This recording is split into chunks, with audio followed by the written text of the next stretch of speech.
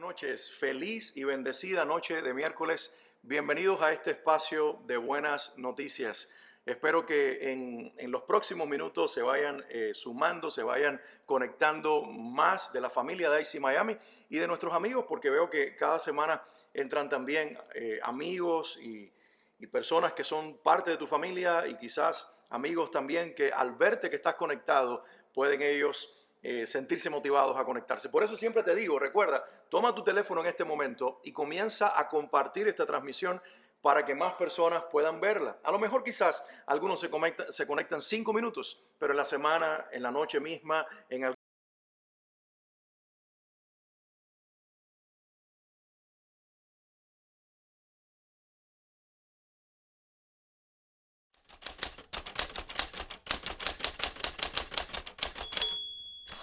Buenas noches, feliz y bendecida noche de miércoles. Bienvenidos a este espacio de buenas noticias.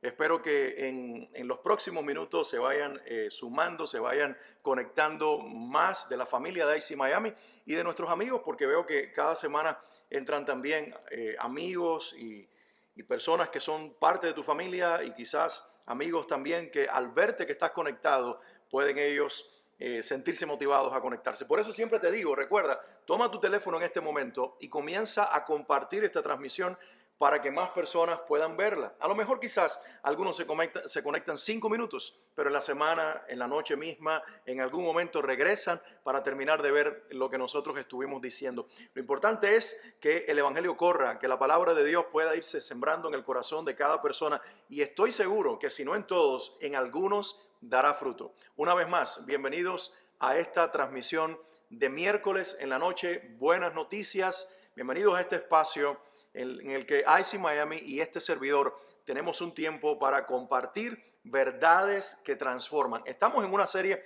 por lo menos para mí, fascinante y apasionante. El título de esta serie es una gran pregunta. ¿Qué es el Evangelio? Y esta es la pregunta que toda persona que quiera simpatizar con el cristianismo tiene que hacerse. ¿Qué es el Evangelio? ¿Qué es lo que ustedes creen, cristianos? Y esa es toda pregunta o es la pregunta esencial que todo cristiano tiene que hacerse. ¿Qué es el Evangelio? Para poderle dar una respuesta entonces consistente, real, verdadera, necesaria, transformadora a aquellos que nos hagan la pregunta en el momento indicado. Así que familia, bienvenidos a este tiempo. Por favor, comparte, insisto, esta transmisión para que más personas puedan tener la oportunidad y tener la bendición de en este momento conectarse con nosotros. Bienvenidos a este tiempo. Hoy en esta serie de ¿Qué es el Evangelio? Voy a estar hablando nada más y nada menos de este tema, Jesucristo el Salvador. Es que no se puede hablar de Evangelio si no se habla de Jesús.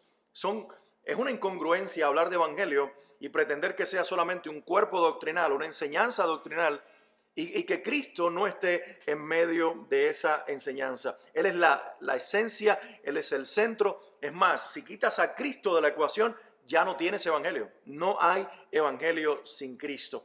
De hecho, Marcos comienza su evangelio, el evangelio de Marcos, con estas palabras y dice así: principio del evangelio de Jesucristo, Hijo de Dios. ¿Ya lo ves? Marcos lo entendió. Marcos dice, comenzando, la primera frase con la que abre el evangelio Marcos es esta: principio del evangelio de Jesucristo, Hijo de Dios. Y ahí enfatiza dos cosas: el evangelio es exclusivamente de Jesucristo. Nosotros lo creemos, nosotros lo recibimos, en nosotros se volvió vida, pero es exclusivamente del Señor Jesucristo. Sin Él no hay evangelio. Él es el único que lo porta, Él es el único que lo comparte, Él es el único que puede impartirlo a la vida de otra persona. Él es el único que puede provocar vida en aquellos que creen. Y además Marcos dice que este Jesucristo, al cual le pertenece el evangelio, es, por si fuera poco, el Hijo de Dios. Desde el principio, tanto Marcos como todos los escritores de los evangelios, Mateo, Lucas y Juan, inclusive los escritores del Nuevo Testamento que no fueron estos evangelistas, hablo de Pedro, hablo de Judas, de Santiago, de Pablo, que escribió 13 por lo menos de las cartas o de los libros del Nuevo Testamento, de 27 que tiene el Nuevo Testamento, Pablo escribió 13.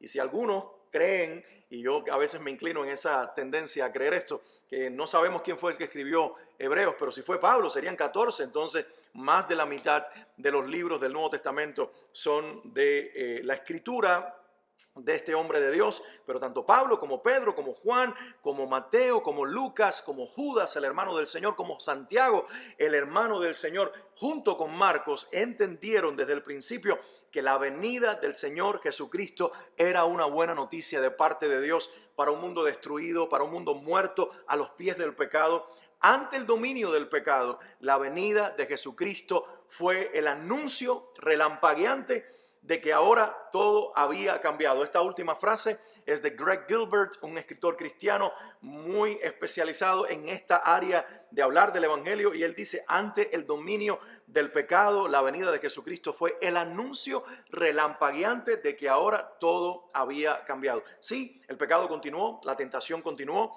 los demonios siguieron en la tierra operando, Satanás siguió tentando, el pecado siguió estando en el corazón del hombre, la maldad siguió dividiendo y destrozando la raza humana, pero algo había cambiado. El Salvador había venido, el Salvador había muerto y el Salvador había resucitado para que todo el que en él cree tenga vida eterna, y esa vida eterna nos transforme y nos traiga de muerte a vida y de tinieblas a luz. Alguien tiene que en el lugar en el que está ahora conectado, en su casa, en su habitación cómoda, diga aleluya, diga amén. Escríbelo allí en esta transmisión, allí en tu plataforma, allí en los comentarios que estamos poniendo. Di amén, di aleluya, gloria a Dios, la alabanza que te brote, porque ahora todo cambió por los últimos 2000 años gracias al Señor Jesucristo. De hecho, la declaración del protoevangelio, que la compartimos al comienzo de esta serie en Génesis 3:15, es el anuncio por siglos de la victoria del Hijo de Dios, la simiente de la mujer, sobre Satanás, y sobre la simiente de Satanás el pecado en la humanidad. La palabra de Dios dice en Génesis 3:15, la primera parte del versículo: Él, hablando de Cristo, Él te herirá en la cabeza. Tu simiente lo herirá en el calcañar, en el talón, pero Él, la simiente de la mujer, no Set, no ningún descendiente de Eva, ninguno de los hijos de Noé que vinieron después, ni Abraham tan siquiera, ni Jacob, ni David, ni Jeremías el profeta, ni Isaías, ni Pablo, ni Pedro. Solo Cristo es la simiente de la mujer y también la simiente de Abraham. Y Él destruyó a la serpiente en su cabeza, porque le quitó el aguijón de la muerte, que era el pecado, y se apoderó del imperio de la muerte para allí mismo, en esta tierra que estaba bajo el imperio del pecado y de la muerte, proclamar la vida, manifestar la luz y traernos a victoria. Te tienes que alabar a Dios en esta noche, porque realmente estoy contando buenas noticias. Semana pasada hablé de lo negativo del ser humano, del pecado y de nuestra necesidad de arrepentirnos, para hoy poderte dar la buena noticia encerrada en una sola persona, Jesucristo. Dios desde el comienzo, según Génesis 3:15, le estaba diciendo a Eva y también junto con ella a Adán, y principalmente a Adán, del cual desciende la raza humana, que a pesar de su rebeldía, su historia no había llegado a su fin. No he terminado con ustedes, Adán y Eva. No ha llegado al fin su historia. Van a ser sacados del Edén, pero van a tener oportunidad de gracia y redención. Por eso mato al cordero, por eso los visto con su piel, por eso demandaré de sus hijos el sacrificio por la fe del cordero, y por eso toda su descendencia estará simbólicamente sacrificando corderos. Noé al bajar del arca, y luego Abraham también en el sacrificio, en el pacto con Dios, y luego se levanta Moisés con todo un ritual sacerdotal y el sacrificio de un cordero, apuntando a lo que más tarde Juan diría en el desierto al bautizar a Jesús en el Jordán: este es el Cordero de Dios que quita el pecado del mundo. Ahora, permítame en esta noche compartir algunas cosas relacionadas con la persona de nuestro Salvador, del Señor Jesucristo, que son necesarias para entender por qué Él y solo Él es el Evangelio, por qué Él y solo Él es la buena noticia, por qué Él y solo Él es el Redentor, el transformador y el dador de vida eterna a los que creemos. Lo primero que quiero enfatizar es esto, y es que tenemos un Salvador que es completamente Dios y completamente hombre. No es 50% Dios o 50% hombre, y las dos naturalezas al unirse suman un 100%. No, Él es completamente Dios y completamente hombre. Es algo fascinante, es algo que la lógica humana no puede entender. Cómo Dios puede habitar en el cuerpo humano, cómo un hombre puede ser Dios simultáneamente sin perder su humanidad, cómo Él puede ser Dios mientras está viviendo solo como hombre, porque debemos entender esto. Cuando Pablo dice en Filipenses capítulo 2, a partir del verso 5, haya pues en ustedes este sentir, el cual hubo en Cristo Jesús, quien siendo en forma de Dios, no estimó el ser igual a Dios. Solamente se puede decir esto de Jesús. No estimó el ser igual a Dios como cosa a que aferrarse, sino que se despojó a sí mismo, haciéndose como cualquiera de nosotros, como un ser humano cualquiera. Está diciendo Pablo allí en Filipenses. Y cuando vemos esta expresión, se despojó, pensamos que Cristo, al venir a encarnarse, nacer de María y vivir como hombre, ya no era Dios en la tierra, porque se despojó. Pero cuando dice ahí se despojó, el término no quiere decir que dejó a un lado su naturaleza y no era Dios por 33 años y medio. No, lo que está diciendo es que siendo Dios, no ejerció su ministerio como Dios, no hizo milagros como Dios, no transformó las vidas como Dios, no murió en la cruz como Dios, murió como hombre, era Dios todo el tiempo, pero estaba subordinando esa naturaleza al 100% divina a la naturaleza al 100% hombre, porque era como segundo Adán, como segundo hombre nacido de Dios, con el ADN de Dios, que ningún otro ser humano aparte de Adán y Cristo lo han tenido, porque la madre no pone la herencia, es el padre, y por eso el Padre Dios creó a Adán, para que toda la humanidad viniera como descendiente de Adán y de Dios. Pero luego, cuando viene el pecado y se une con su mujer para tener al tercer hijo, no en orden, sino por lo menos en mención, importancia en la Biblia, que fue Set, sustituto de Abel, la Biblia ya dice algo allí en Génesis 5, que Set era a la imagen de Adán, ya más distorsionado, ya más con herencia de pecado, por supuesto. Entonces, esto no vuelve a suceder en la historia después de Adán hasta Cristo, porque el otro ser humano que nace engendrado por Dios es Cristo. Por eso él es el segundo Adán, porque tenía el ADN de Dios. Adán lo perdió al pecar y se convirtió en un alma viviente, pero Cristo viene como espíritu vivificante para transformar y para dar vida. Él era 100% Dios, 100% hombre. Lucas capítulo 1, versículos 34 al 35, cuando el ángel le da el anunciamiento del nacimiento de Jesús a María, estas son las palabras con las que textualmente el ángel le habló a María. Le dijo, el Espíritu vendrá sobre ti y el poder del Altísimo. ¿El poder de quién? Del Altísimo Dios. Te cubrirá con su sombra, por lo cual también el santo ser que nacerá será llamado Hijo de Dios. Por cierto, entre paréntesis, aquí se está diciendo que el Espíritu Santo es Dios, porque primero dice, el Espíritu vendrá sobre ti. Luego dice, y el poder del Altísimo te cubrirá con su sombra. ¿Quién es el poder del Altísimo? Es el Espíritu Santo. Y no es una fuerza que sale de Dios, es la persona del Espíritu Santo, porque tiene voluntad y tiene capacidad de engendrar. Eso solamente lo puede hacer una persona con capacidad reproductiva.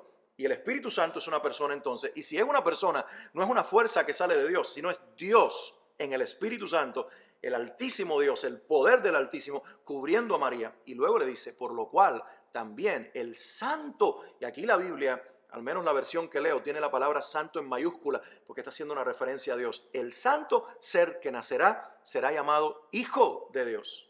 ¿Cómo lo llama? Como mismo lo llamó Marcos cuando comenzó. Este es el principio del Evangelio de Jesucristo, el Hijo de Dios. Y ahora el ángel, en su anunciamiento, Lucas dice que llama al santo ser que nacerá, es decir, Cristo lo llama Hijo de Dios. Y puede ser que ustedes digan, bueno, Alex, el ángel lo llamó Hijo de Dios, pero en ningún momento lo llamó Dios. Eso significa que Él sea Hijo de Dios, pero no significa que Él es Dios. Bueno, vamos a ver un poquito la Escritura y vamos a ver al mismo Jesús en Juan 10, del 30 al 33, en un encontronazo con los fariseos, con los detractores de Jesús, los fariseos, los saduceos, toda aquella gente, todos estos feos que se opusieron a Jesús. Y ahí en un diálogo interesante, Juan 10, 30 al 33, la palabra de Dios dice, el Padre, le dijo Jesús a los enemigos de la fe, a los enemigos de su persona, les dice, el Padre y yo somos uno. ¿Quién se atreve a decir eso? Mira, nosotros ahora, por la fe en Cristo, somos llamados hijos de Dios y somos, como dice Pedro, somos participantes de la naturaleza de Dios, en el sentido de que el Espíritu Santo, la naturaleza de Dios, nos ha hecho nueva criatura al engendrarnos por la fe en Cristo. Ahora participamos de la vida, ahora participamos de una naturaleza del cielo, es lo que está diciendo, naturaleza que viene de Dios, pero en ningún momento nosotros podemos decir que somos uno con Dios, porque hay atributos de Dios que nosotros sobre la tierra nunca tendremos y que yo creo que aún en la eternidad nunca tendremos, porque seguiremos siendo criaturas de Dios, hijos de Dios, pero no como Jesús, como el Padre y como el Espíritu Santo, que pueden saberlo todo, omnisapiencia, que pueden tener el poder absoluto, el todopoderoso, Yahweh o Jehová el Shaddai, título para el Padre y título para Jesús y título para el Espíritu Santo, atributos únicos de la Trinidad, omnisapiencia, omnipotencia y también, por supuesto, omnipresencia. Hay teólogos que dicen que la omnipresencia es que Dios está en todas partes. Hay algunos con un pensamiento más refinado que dicen es que todas las partes están delante de Dios. Es decir, Dios habita en su presencia y todo está delante de Él, pero igual eso lo hace omnipresente porque nada escapa de la mirada del Señor. Ahora, Jesús dice, el Padre y yo somos uno. Lo interesante es cómo lo interpretan los judíos, los enemigos de Jesús, los que no creían en Él, los que negaban su divinidad, los que negaban su mesianismo porque no aceptaban que Él fuera Dios encarnado. Él dice, el Padre y yo somos uno. Y una vez más, escuchen esto está interesante, una vez más los judíos tomaron piedras para arrojárselas, pero Jesús les dijo, yo les he mostrado muchas obras irreprochables que proceden del Padre. ¿Por cuál de ellas me quieren apedrear? Yo he mostrado milagros y he mostrado obras que solo Dios puede hacerlas por medio mío. ¿Por cuál de ellas me apedrean? ¿Por cuál de ellas me quieren matar con las piedras que tienen en las manos? Y miren la respuesta de los judíos. Le dicen, no te apedreamos por ninguna de ellas. No podemos pelear contra la vista del ciego, el cojo que anda sin cojear, sin arrastrar la pierna, el inválido y el paralítico que se levantó, la mujer jorobada en la sinagoga que enderezaste, el mudo que hiciste hablar, los demonios que echaste fuera, la multiplicación de los panes y los peces. No podemos negar ninguno de estos milagros. No te apedreamos por ninguno de ellos, sino por blasfemia. Escuchen esto. Porque tú, siendo hombre, te haces pasar por Dios. La pregunta que yo te hago, ¿en qué momento Jesús se hizo pasar por Dios? Porque es lo único que dijo que Él era hijo de Dios. Quiere decir entonces que cuando los judíos escucharon aquí que yo soy hijo de Dios en labios de Jesús, esa expresión, hijo de Dios, dicha por Jesús, fue interpretada inmediatamente que era igual a Dios. Porque llamarse de esta manera para los judíos era ser Dios encarnado. ¿Lo estás viendo? Ahora, por supuesto, Juan es mucho más claro el comienzo de su evangelio. Yo te leí Juan 10, 30 al 33, para que viéramos el diálogo y la interpretación de los incrédulos, de cómo llamarse hijo de Dios para ellos era llamarse Dios. Pero Juan, en el capítulo 1 de su evangelio, también dice, versículos, yo creo que desde el 1 en adelante hasta hay varios versículos hasta el 12, te los voy a leer, dice, voy a leer por lo menos 4 versículos seguidos, después voy a saltar al 10 hasta el 12. Dice, en el principio ya existía el verbo. Ya existía el verbo. Y el verbo estaba con Dios. Y el verbo era Dios. El verbo existía desde la eternidad. Principio aquí es eternidad. Cuando todo comienza a ser creado, ordenado, ya Él existía. Entonces, la tierra y el universo tienen un principio, pero el verbo existía antes del principio de todo lo que existe. Es eterno. Además de que el verbo es eterno, el verbo estaba con Dios, dice Juan. ¿Quiere decir ahora que Dios estaba acompañado por alguien más? No, dice Juan, no te estoy diciendo que alguien acompañaba a Dios desde la eternidad, porque entonces sería tan eterno alguien aparte de Dios, sino que este verbo era Dios.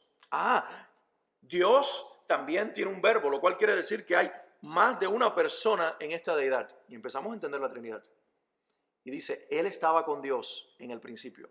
Cuando había un orden creativo, la palabra que salía, el dabar de Dios, la palabra creativa, no era nada más y nada menos que el verbo, el logos. Era la palabra viva creando. Pero dice, Él estaba con Dios en el principio. Por medio de Él, todas las cosas fueron creadas. Sin Él, nada de lo creado llegó a existir. Fíjate que está tomando aquí este verbo categoría de persona. Porque dice, por medio de Él todas las cosas fueron creadas. Y Él es un pronombre personal. Pero además, la acción que se le otorga a este pronombre personal creativa es propia de los seres humanos. El viento no puede crear una casa. Puede arrastrar polvo, puede arrastrar el agua, puede arrastrar los elementos con los que hacemos el cemento, pero no forma cemento. Lo hace un ser humano. No forma ladrillos. Puede mover los elementos, pero no puede juntarlos y hacer la mezcla. Eso es parte de un acto inteligente de una persona. Y este verbo inteligente con pronombre personal de Él y también con características personales, creador, existía desde el principio junto con Dios el Padre y también era Dios. Dice, en Él estaba la vida. Por cierto, lo anterior dicho, nada ha sido creado sino por medio de Él. Todo vino a existencia por causa de Él. ¿De quién, dice Pablo, que fue esto?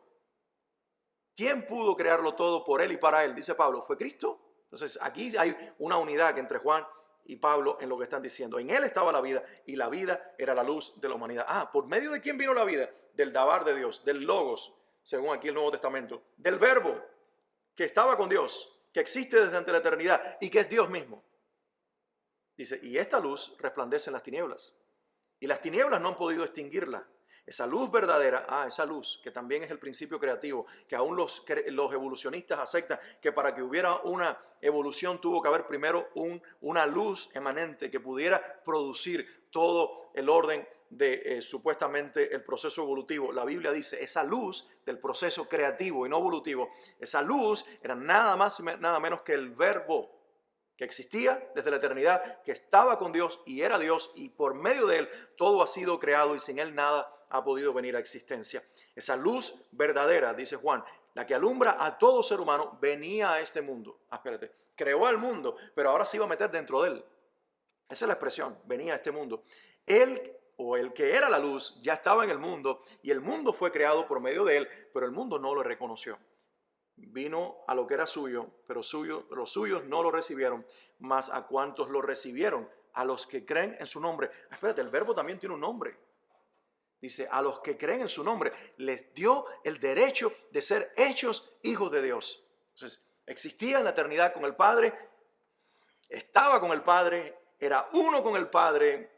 Es el principio creativo de todas las cosas. Nada existe si no es por medio de Él. La vida de cada ser humano depende de Él. Él es la luz y el principio de todo el orden creativo. Y es además la luz que vino a meterse dentro del planeta. Esta luz tiene un nombre y los que creen en su nombre les es dado el derecho, la autoridad y la potestad de ser hechos hijos de Dios. Espérense, ¿de quién está hablando? Hay uno solo que califica para toda esta descripción y se llama Cristo Jesús. Pastor, pero no lo dice. Pero el mismo Juan escribió una carta. Y Juan en su carta, en el capítulo 5, versículo 20, dice de Jesús, también sabemos que el Hijo ha venido y nos ha dado entendimiento para que conozcamos al Dios verdadero. ¿Quién es el Hijo? Jesús dijo, yo soy el Hijo de Dios. Y los judíos interpretaron que era uno con Dios.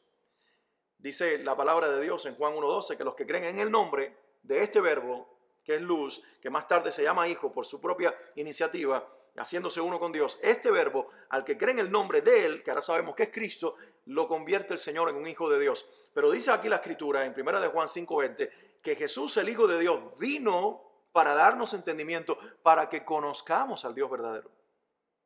Y estamos, dice Juan, en el verdadero. Estamos con el verdadero, con su Hijo Jesucristo.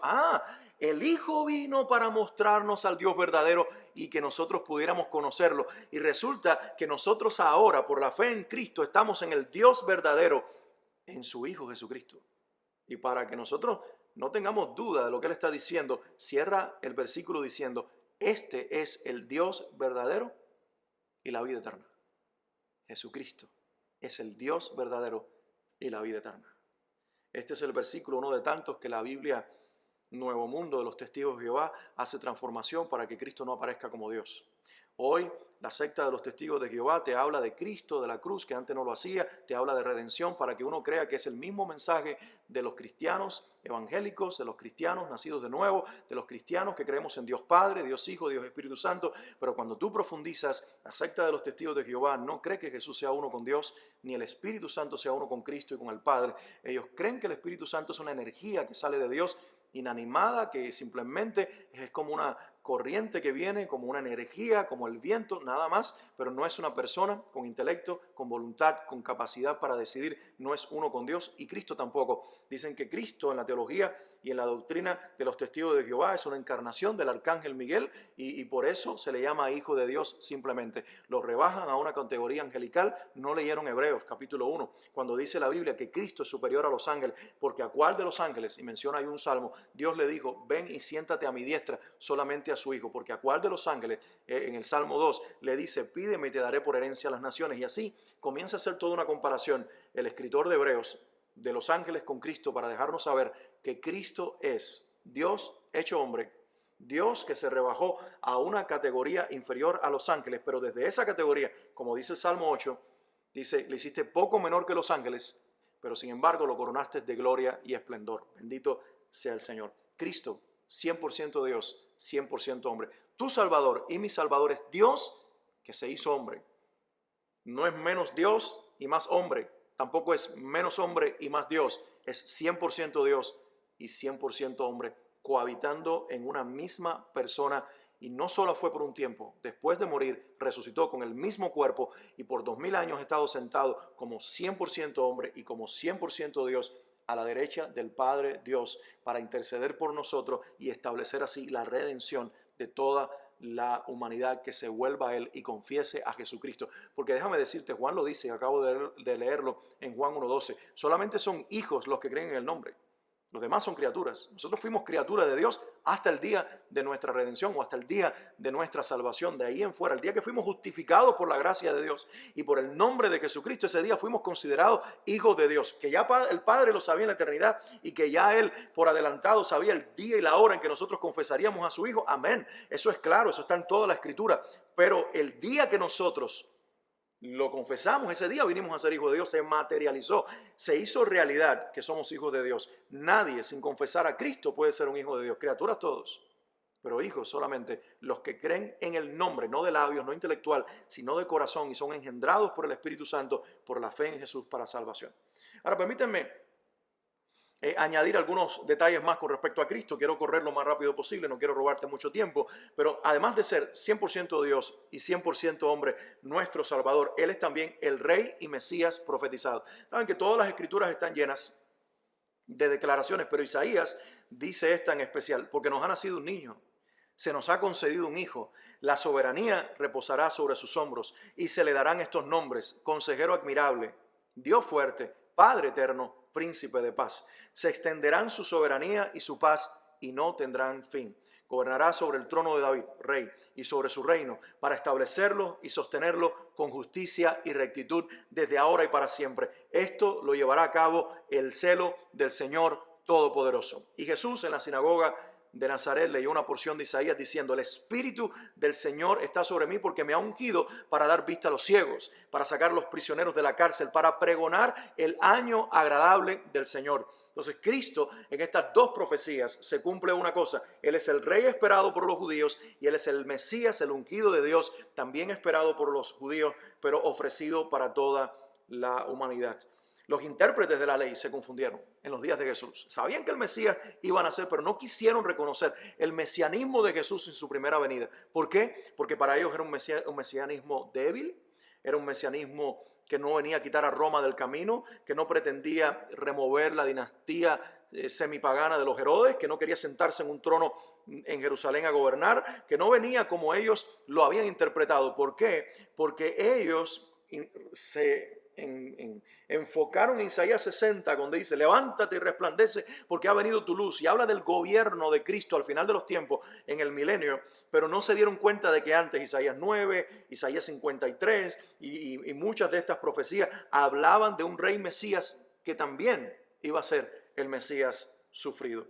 Así que esto es lo tercero que quiero enfatizarte en esta noche. Primero, Cristo Salvador, 100% Dios, 100% hombre.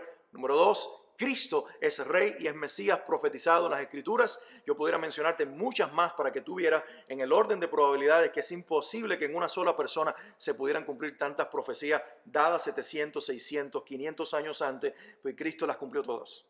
Entonces, eso es increíble, que alguien pueda con tanta exactitud hablar de una persona que nacerá 7 siglos, 6, 5 siglos después. Eso es improbable, eso es imposible, a menos que Dios lo haga, que es el que torna lo imposible en posible. Y Isaías dice en Isaías 53 que Cristo sería el Mesías sufrido. Esta es la revelación que se perdieron los judíos y no quisieron creerla. No quisieron creerla porque los intérpretes de la ley en los días del nacimiento de Jesús, cuando Herodes los llama, porque vinieron los magos, recuerda, y le dijeron: venimos tras la estrella de un nuevo rey que ha nacido, inmediatamente dice: no, aquí no ha nacido nadie. Pero mandó a llamar a sus intérpretes y le dice: ¿dónde dice la Escritura que el Mesías ha de nacer? Dice: en Belén de Judá. Ah, espérate un momento. Voy entonces a mandar a matar a todos los niños, porque parece ser que este rey que vinieron a adorar estos sabios del oriente es nada más y nada menos que el rey Mesías que debía nacer. Si Herodes tuvo esta claridad y sus intérpretes supieron decir que era en Belén que nacía, ellos sabían que el Cristo Mesías había entrado en la historia. Simplemente o se habían muerto para el día en que Jesús entró en el ministerio, o sencillamente no quisieron ver lo que realmente estaba sucediendo porque querían negar que Jesús en su época había venido para cumplir la profecía de Isaías 53. La profecía de Isaías 53 precisa, 7 siglos antes de que Cristo muriera en la cruz, Isaías profetizó: ¿quién ha creído a nuestro mensaje? ¿Lo ves? Negación, incredulidad. ¿Quién ha creído a nuestro mensaje? ¿Y a quién se le ha revelado el poder del Señor? Bendito nosotros los gentiles, sin sangre judía, pero que hemos sido injertados en el olivo, siendo ramas silvestres, hemos sido puestos por la fe, porque creímos el mensaje y se nos reveló el poder del Señor sin tener profecía y sin pertenecer a un pueblo que legendariamente y por siglos había tenido la profecía del Mesías. Nosotros la recibimos por la gracia de Dios que se nos reveló por el Espíritu Santo. Dice la Biblia, Isaías 53, 2, creció en su presencia como vástago tierno, como raíz de tierra seca, no había en él belleza ni majestad alguna. Fíjense, no se confunda, Jesús no es que no tenga belleza y semblante hermoso, sí lo tiene. Y es maravilloso mirar los ojos de Jesús y ver el rostro del Señor cuando uno tiene una revelación de ese tipo. Pero está hablando aquí ahora del rostro desfigurado por lo que sucedería en los golpes que le darían en el patio del sumo sacerdote antes de ser crucificado. No había en él belleza ni majestad alguna, su aspecto no era atractivo y nada en su apariencia lo hacía deseable. Despreciado y rechazado por los hombres. Está mirando aquí al hombre desfigurado, al hombre despreciado, al hombre que despojan de él las ropas, que es golpeado, que su cuerpo es lacerado, varón de dolores, hecho para el sufrimiento, experimentado en quebranto. Todos evitaban mirarlo porque era grotesca la imagen de un cuerpo desfigurado. Fue despreciado y no lo estimamos. Ciertamente Él cargó con nuestras enfermedades y soportó nuestros dolores.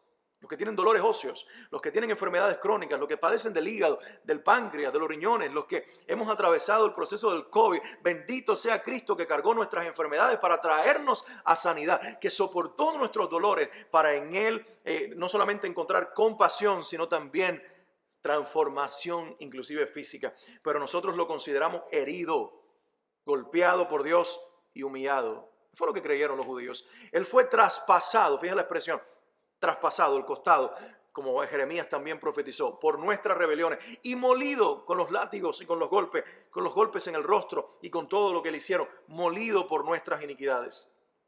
Sobre él recayó el castigo. Aquí el profeta lo está viendo en la cruz. Es el momento en la crucifixión en que el pecado viene sobre Cristo, precio de nuestra paz. Y gracias a sus heridas fuimos sanados. Muchas veces se usa esta expresión: por sus llagas hemos sido sanados. Gracias a sus heridas, dice la Nueva Versión Internacional, fuimos sanados. Aquí sanidad no es del cuerpo. El versículo 4 sí, pero aquí sanidad es del alma, del espíritu. Porque Jesús combinaba la palabra salvación y sanidad. Mujer, ha sido sana, ha sido salva. Y ahí estaba diciendo lo mismo. Ha sido salva en el espíritu, en el alma. Y por causa de que tu alma, tu espíritu ha sido salvado, ahora tu cuerpo también lo es. Tú tienes sanidad en el cuerpo como resultado de la sanidad del alma, del espíritu, la salvación. Y aquí dice: gracias a sus heridas fuimos sanados, por sus llagas fuimos curados, por él fuimos salvados, en el alma, en la herida, en la mayor enfermedad, en la mayor tragedia, en la mayor pandemia, en el peor de los virus que el ser humano tiene, el pecado que nos separaba de Dios. Todos andábamos perdidos como ovejas, cada uno seguía su propio camino, pero el Señor hizo recaer sobre él la iniquidad de todos nosotros. Maltratado, humillado, ni siquiera abrió su boca, como cordero fue llevado al matadero, como oveja enmudeció ante su trasquilador, ni siquiera abrió su boca.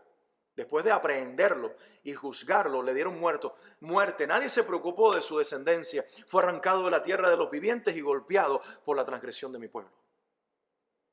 Se le asignó un sepulcro con los malvados y murió entre los malhechores, 2 ladrones. Aunque nunca cometió violencia alguna, ni hubo engaño en su boca, santo, sin pecado, justo. Pero el Señor quiso quebrantarlo. El Padre, usando a los malvados, quiso quebrantarlo y hacerlo sufrir. Y como Él ofreció su vida en expiación, el Cordero de Dios que quita el pecado del mundo, verá su descendencia, ya no biológica, pero su descendencia espiritual, tú y yo, la casa de Dios, la familia del Señor, y prolongará sus días y llevará a cabo la voluntad del Señor, será resucitado. Después de su sufrimiento verá la luz que resplandeció allí en la tumba, la del Espíritu Santo. Quedará satisfecho por su conocimiento, mi siervo justo, justificará a muchos y cargará con las iniquidades de ellos. Por lo tanto, le daré un puesto entre los grandes.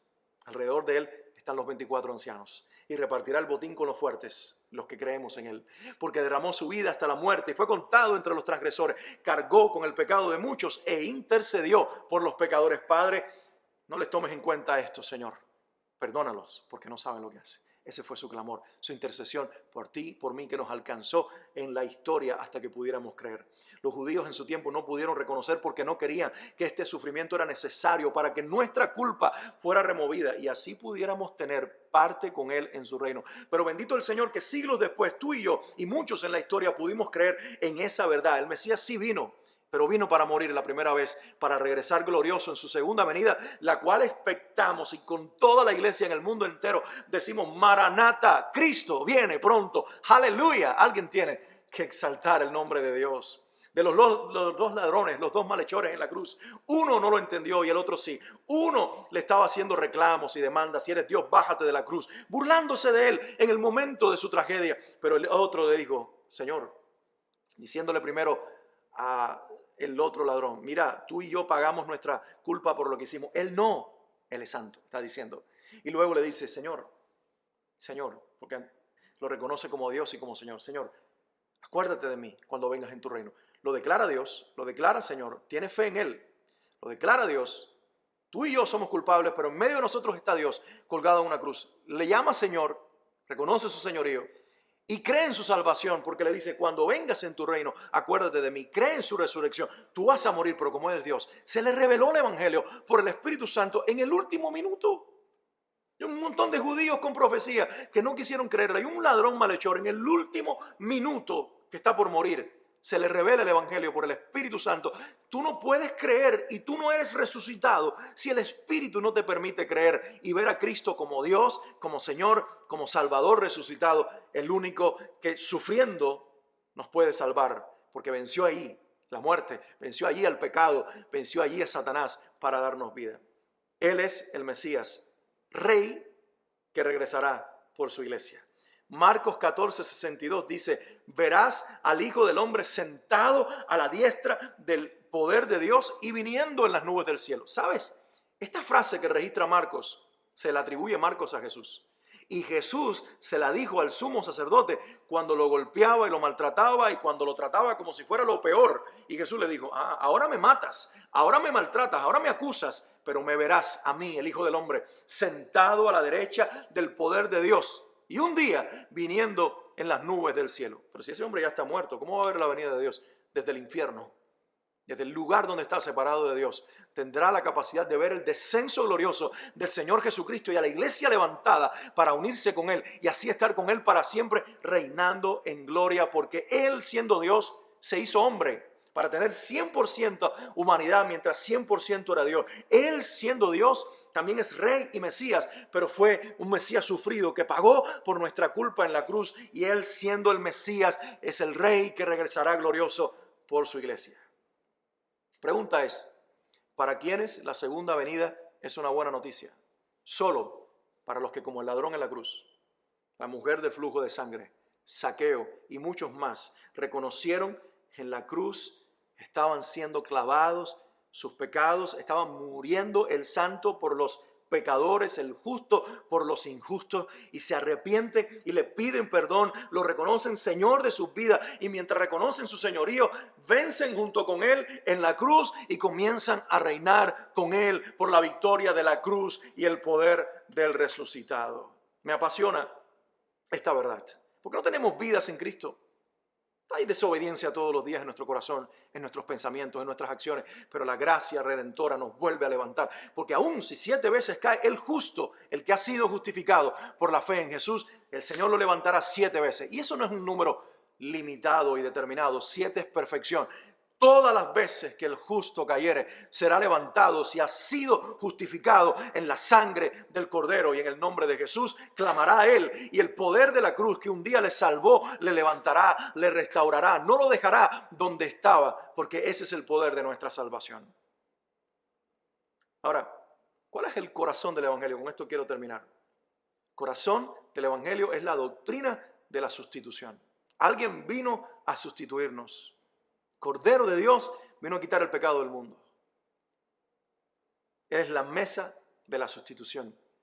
Él es la mesa donde la ofrenda es puesta. Él es el altar del sacrificio y Él es el animal o el cordero del sacrificio. Él no es todo en la simbología del ritual judío. Todo aquello era sombra del que había de venir, dice Hebreos. Él es el sustituto. Dios encarnado, sin pecado, santo, justo, en gran manera justo, ocupando nuestro lugar de castigo en la cruz del Calvario para que nos podamos arrepentir y reconocerlo Señor y Dios nuestro. Y así un día, físicamente, nos podamos sentar y parar delante del trono. Ahora espiritualmente ya estamos sentados, dice allí en Efesios 2:6. Estamos con Cristo sentados a la derecha del Padre. Qué regalo, qué bendición. Es gracias a esta verdad, la sustitución de Cristo por nosotros en la cruz, que Pablo pudo exclamar, y con esta declaración quiero terminar: ¿quién acusará a los escogidos de Dios? Dios es el que justifica en Cristo. ¿Quién es el que condenará? Cristo es el que murió, más aún el que también resucitó, el que además está a la diestra de Dios, el que también intercede por nosotros. Estas no son declaraciones para una humanidad que quiere reforzar su seguridad sin tener a Cristo. He escuchado a gente decir, si Dios conmigo, ¿quién contra mí? No, esa declaración también de Romanos 8, en el versículo 30, solo aplica a los hijos, a los que creyendo que son pecadores, se arrepienten, reconocen el señorío de Cristo, confiesan su nombre y se dejan transformar día tras día por el poder del Evangelio. ¿Quién acusará a los escogidos de Dios? Dios es el que justifica. Pudiendo acusarnos, nos justificó en Cristo. ¿Quién es el que condenará? Cristo es el que murió, más aún el que también resucitó. El que además está a la diestra de Dios, el que también intercede por nosotros. ¿Qué es el Evangelio? El Evangelio es Cristo. El Evangelio es Jesús. El Evangelio es vida eterna a través de una sola persona, quien es camino, quien es verdad, quien es vida y quien nadie puede ir al Padre si no es por medio de Él, Jesucristo. A Él sea gloria, a Él sea honor y a Él sea alabanza. Que hoy puedas darle gracias por tu salvación si la tienes, y si no, arrepiéntete, según el Espíritu Santo te está dando arrepentimiento ahora.